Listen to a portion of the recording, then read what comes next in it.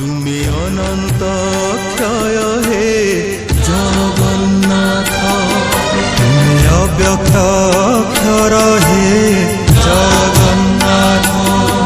নিজ ইচ্ছারু সৃজিল এ জগত, আদি নাহি যে তুমর নাহি অন্ত। তুমি পবিত্র